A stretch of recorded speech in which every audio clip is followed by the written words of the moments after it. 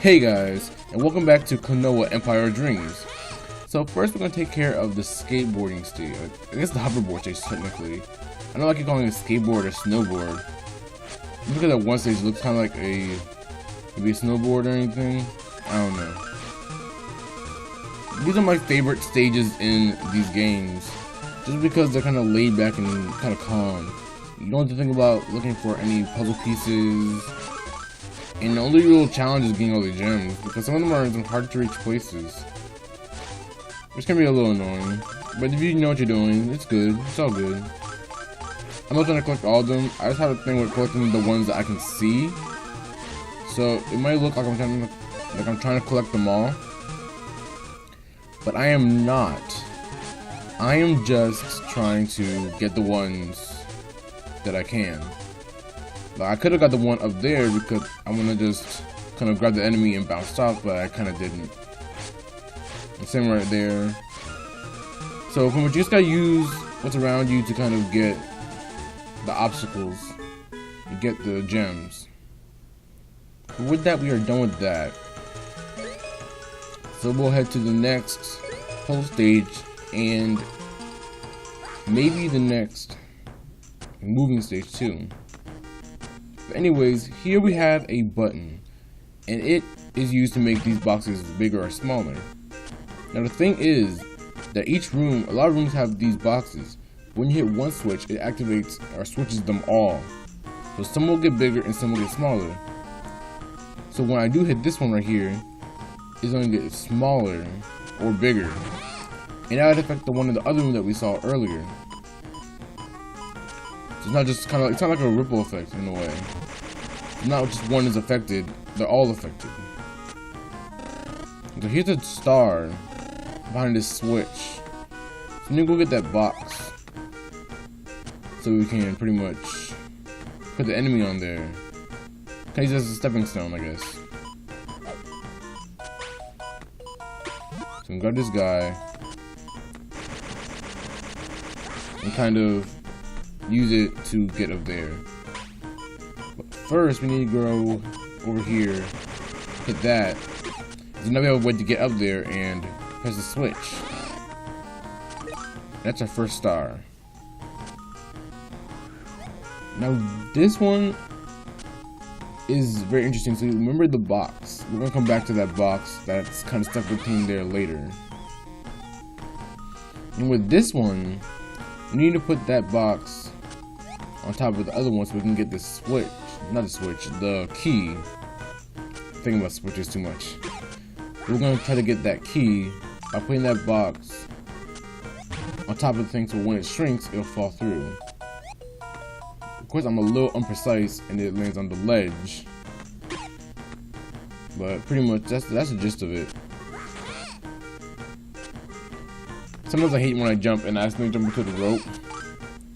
It kind of latches onto you. So that can be kind of annoying sometimes. We're gonna push up and get this key though. So that's all good. Everything is alright. I don't know why I thought there was anything in there though. Because it looks like it could have something in there. But it really doesn't. And now we have our box available to get. So we can go down there and tackle the second part of that stage. But man, the English language, that can be so frustrating sometimes, I swear. I don't know, I'm just stupid. And I can't speak. But over there is a door. So pretty much, we got that, and we gotta remember that we have the thing over there.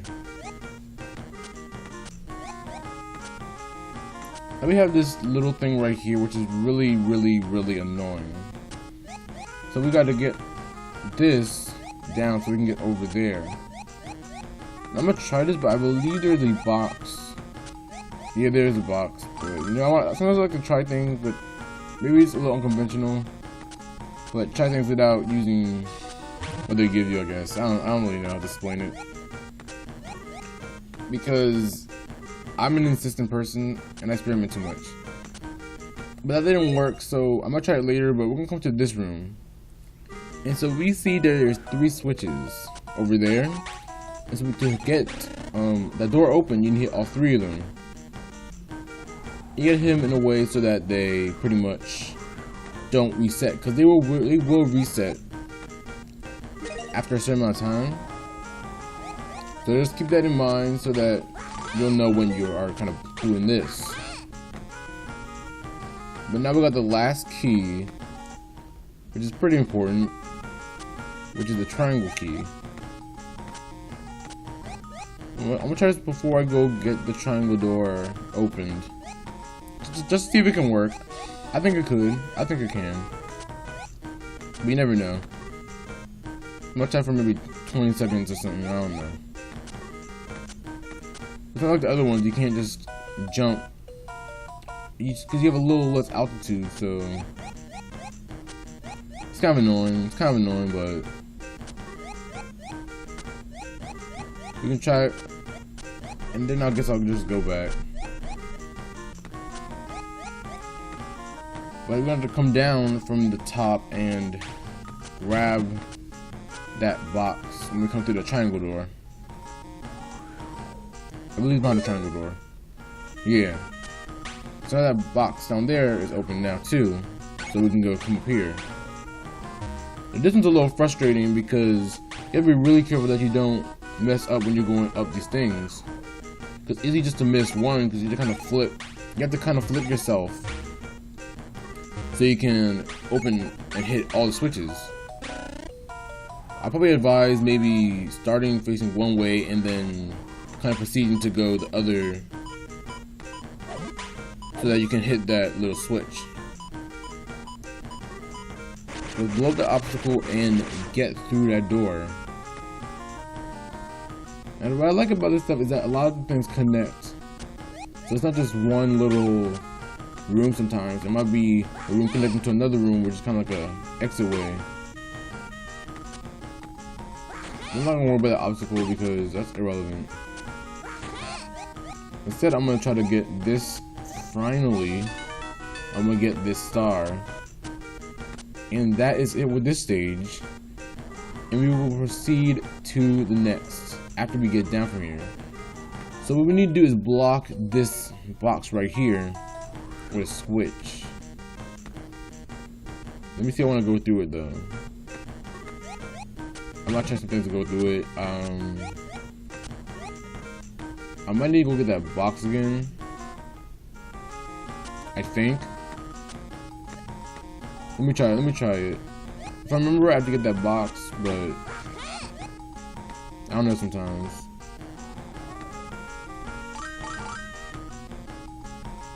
We come back down here and we are stuck. Alright, that's not the right way to go. Alright, let's. I don't want to get stuck down here, so. Alright, I think that should be good. That should be good. Nope, that was not the right thing to do. Alright, okay, here we go. Now we can do this. Alright, so we're gonna hit this switch. Hit this switch, and then we'll put myself with this box. And then we are done, pretty much. Let's go head to the exit. Oh, nope. Know what I'm doing. I don't know what I'm doing, guys. Alright, now let's head to the exit and not mess up this time.